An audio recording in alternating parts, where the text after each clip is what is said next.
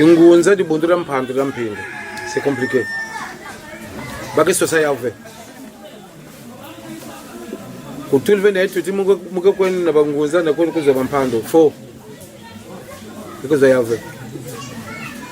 Kweni na bangunza so tata nzambi, mpungu. Wapi kisalo yina mulenda salamunu. Quelle est ma place? Quelle est ma mission en fait sur terre? C'est ça la bonne question.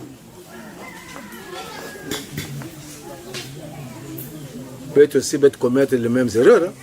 Tata nzambi kungana mpando. Mundi sakwa yibu tata muntu vumbu giti. Kunjibula mesi muntasi yibu nchina mpanya so yantemona.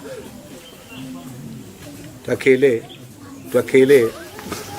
Donc ni matuchuka talao. C'est pas comme ça. C'était la mauvaise formule. Ça vient tout seul. Ça vient au moment où tu t'attends pas par ta foi Kiminu.